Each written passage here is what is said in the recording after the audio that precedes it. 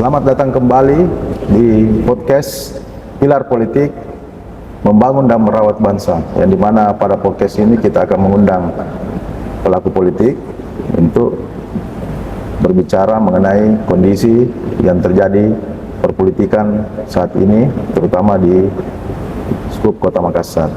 Telah hadir tamu kita Pilar Politik pada hari ini, saya Budi Dumais, tuan rumah Pilar Politik. Selamat datang kehadirannya Pak Dewan, Bapak Idris dari Partai Gerindra. Bagaimana kalau saya sapa dengan Kakak Idris? Bagaimana? Ya, Kak? bisa. Oh iya, terima kasih. Selamat datang Kakak Idris Ya, di podcast Pilar Politik. Bagaimana kabar tak ini hari Kakak? ya alhamdulillah baik-baik dan tetap semangat. Alhamdulillah, semangat terus Kakak ya. Kakak Idris, menarik ini perjalanan sehingga bisa sampai pada saat ini menjadi salah satu dari 6 anggota Dewan yang terpilih dari Partai Gerindra Kota Makassar periode 2024-2029. Bisa diceritakan perjalanan awal karirnya Kakak Idris di anggota DPR Kota Makassar? Ya, awal karirnya itu sangat panjang karena saya lama terlibat di politik dan lama juga terlibat di organisasi masyarakat. Organisasi masyarakat, di Ormas kan? Ya, kayak gitulah. Dan perjalanan itu tidak pernah ada rasa putus asa ya. Iya. Karena prinsip saya di dunia politik itu kita bisa berbuat banyak untuk masyarakat. Itu saja yang saya petik dari sekarang. Iya. Dan alhamdulillah ya, baru-baru ini saya dipercaya oleh Partai Gerindra untuk maju. Iya. Ya, itu karena berkat doa. Berkat doa. Doa kedua orang tua dan tim semua yang solid. Saya kira itu saja, doa. Doa yang penting. Dan bagaimana bersosialisasi di masyarakat pada saat masih menjadi ormas dulu. Begitu mungkin Kakak? Iya, karena saya terlibat juga satu partai dulu yang terlibat di suatu kayak kelompok pertanian apa. Ya. Dan setiap ada kegiatan-kegiatan pemerintah untuk masyarakat, saya selalu melibatkan diri. Pertanyaan kedua Kakak Idris. Kakak Idris ini kan orangnya kalau dilihat low profile, ya, sangat sederhana.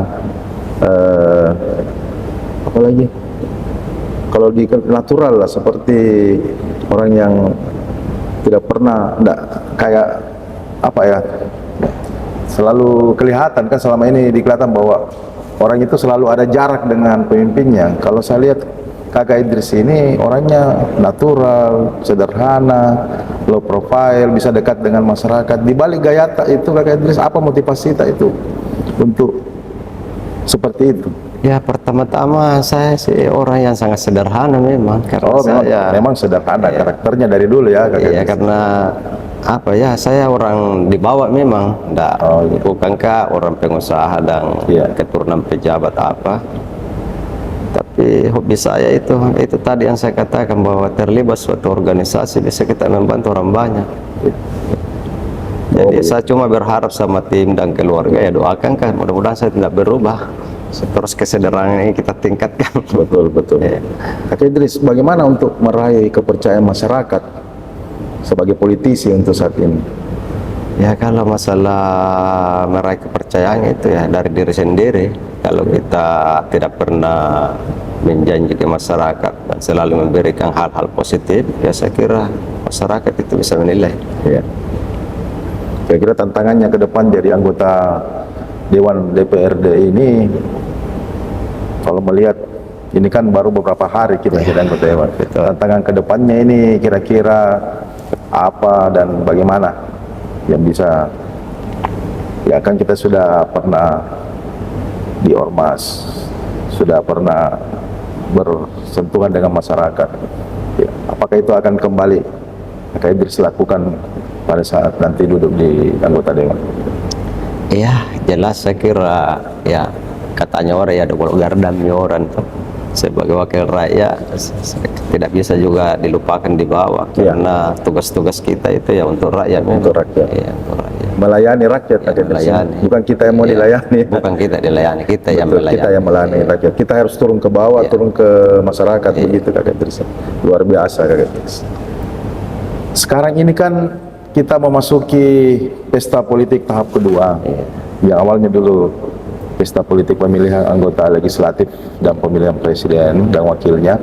Sekarang kita masuk ini periode kedua di tahun yang sama, pemilihan kepala daerah.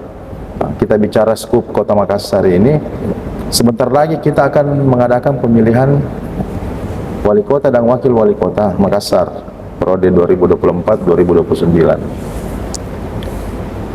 Apa pandangan Bapak terhadap calon wali kota yang diusung oleh Partai Gerindra, yang dimana partainya Kakak Idris sendiri di situ, yaitu dimana calonnya itu Bapak Andi Seto Gadis Tak Sapa sebagai calon wali kota dan wakilnya Reski Mulfiati Lutfi. Bagaimana pandangannya Kakak Idris?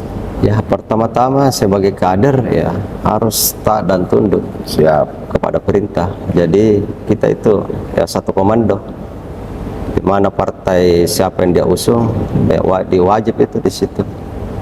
Dan pandangan saya kedua kandidat ini Punya potensi yang besar.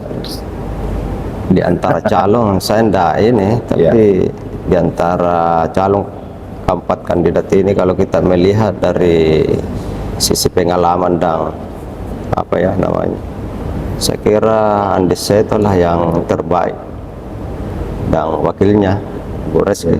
Jadi kadang saya biasa berkata sama masyarakat, ini wali kota kita Andi Seto membawa Reski, ya. untuk warga Makassar jauh lebih nyaman. Jauh lebih nyaman. Mengapa Partai Gerindra memutuskan untuk mengusung pasangan ini, pasangan sehati, tagline-nya ini Kakak Idris, yang bisa kita dengar itu, kalau sehati ini itu Andi Seto Gadis Tak Sapa dengan Reski Mulfiati Lutfi. Kenapa Partai Gerindra mengusung dengan Nasdem ya, pada saat ini Nasdem, PAN dengan PSI? Kalau dari sudut Partai Gerindra, kenapa mengusung kandidat ini? Ya, pertama-tama karena beliau memiliki pengalaman, pernah menjabat betul ya, kepala bupati lah di Sinjai. Dan saya kira program-programnya juga yang dia tawarkan ke masyarakat ya, masuk di akal. Salah satu programnya bisa, karena Kakak Idris ini kan kalau saya lihat profil kita sangat konsen terhadap pendidikan dan kesehatan. Ya, itulah yang menyentuh perjalanan, karena saya rasakan itu perjalanan hidup saya. Itu ya, kesehatan, pendidikan yang utama dengan kesehatan. Kalau persoalan pendidikan, saya tersentuh karena di awal perjalanan saya itu saya cuma sekolah disekolahkan oleh orang tua itu SD. Setelah itu saya lanjut SMP SMA itu saya disekolahkan orang lain. Dan saya ada anakku besar, baru saya kuliah, saya biaya sendiri. Begitu berartinya itu pendidikan. Tidak ada kata terlambat. Jadi kalau ada suatu calon yang memang betul-betul mau memperhatikan suatu pendidikan, wah itu harus kita pertahankan itu, dan harus kita dukung penuh. Karena komitmennya yang tinggi terhadap faktor ini. Karena apalagi pendidikan ini Kakak Idris kan salah satu yang perlu diutamakan kalau kita di belanja nanti. Kalau Kakak Idris di Dewan kan itu sudah diatur dalam undang-undang bahwa sekurang-kurangnya 20% dari belanja kita itu harus diutamakan untuk pendidikan, karena bagian dari mencerdaskan kehidupan bangsa. Kakak Idris kan? Iya, betul. Bagaimana pendapatnya Kakak Idris terkait dengan itu? Bisa diperjuangkan nanti Kakak Idris bersama dengan Pak Wali untuk kedepannya insya Allah terpilih nanti? Wajib itu. Harus itu yang utama itu. Karena itu adalah kalau suatu negara itu bisa kuat, suatu kota bisa kuat ya pasti dari SDM-nya kuat. SDM. Berarti pendidikan dasar ini sangat penting. Iya. Kalau mengenai kesehatan bagaimana Kak Idris? Ya kalau kesehatan ini ya kayak dia tawarkan pakai KTP itu bagus sekali. Oh iya, Kalau programnya pakai cuma bawa KTP ya. bawa KTP, Sudah bisa dilayani. pakai KTP Makassar langsung dilayani. Wah, ini Sudah luar biasa sekali. Saya kira ini ya saya mengajak saja sama teman-teman ya khususnya warga Kota Makassar, kalau memang mari kita berpikir jernih lah, pakai akal sehat. Bahwa program-program yang dia tawarkan ini sehati betul-betul kena sasaran. Dengan sasaran. Sejauh ini Kakak Idris sudah mengenal dua kandidat, satu pasangan ini yang sehati ini, yang Bapak Andi Seto Gadis Tak Sapa dengan Reski Mulfati Lutfi. Secara perjalanan sudah banyak mengenal. Bagaimana karakternya beliau Kakak Idris lihat? Ya kalau termasuk kalau Andi Seto ya karakternya itu ya tegas ya, tapi Tegas, ya. tapi perhatian sekecil Perhatian juga. apapun dia perhatikan. Ya. Kalau Ibu Reski Mulfati Lutfi itu ya pertama itu sombereknya. Somber ya, Itu asli itu, asli. Kalau ketemu masyarakat Ya, langsung saja Kak Idris dia langsung ya akrab. kayak reply saja, bukan yang di Iya. karang-karang ya, memang Iya, dari dalam. Betul. Iya. Saya dapat informasi begitu. Setiap turun beliau itu seperti kayak sudah kenal lama, Ya. padahal baru ketemu. Kayak begitu. Luar biasa juga akrab wakil langsung akrab. Jadi memang pemimpin kita itu dibutuhkan yang seperti itu kan. Ya. Jadi tidak ada jarak dengan Tidak ada. masyarakat. Tidak ada. Berarti ini pasangan sehati ini pasangan yang sangat ideal menurut Ya. kita Kak Idris ya.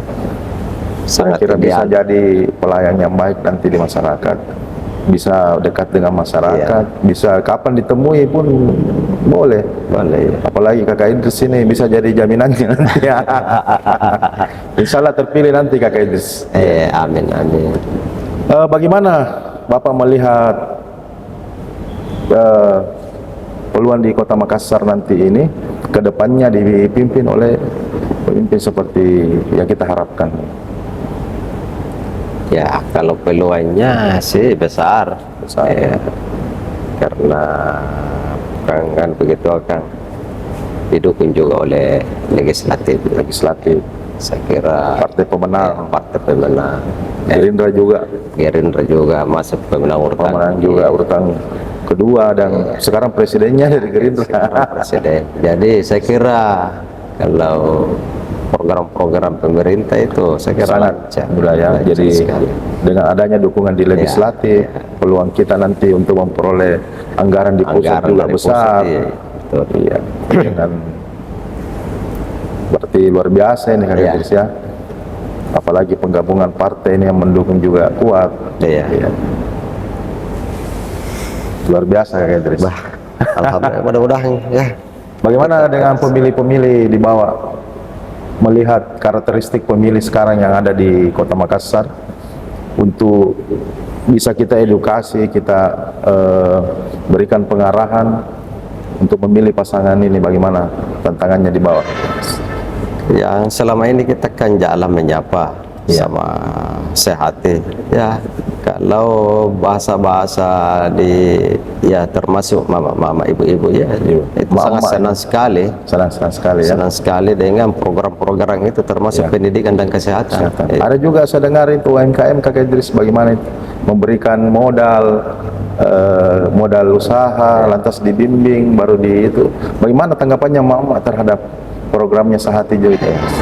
Kalau itu sih dia bilang bagus gini, bagus dengan adanya kan rencana kan ada dilakukan juga pelatihan. Tapi memang perlu dikontrol karena Perlu diawasi, perlu kita bimbing, perlu juga pemasarannya pemasarannya juga ya. Kita atur juga, kita ajari juga. Apalagi sekarang kan zaman digital, menjual dengan digital perlu diajari juga mungkin Kak Idris. Jual lewat online. Siap. Jadi pasangan Sehati ini pasangan paket yang komplit ya. Apa tagline-nya Sehati lagi Kak Idris ini?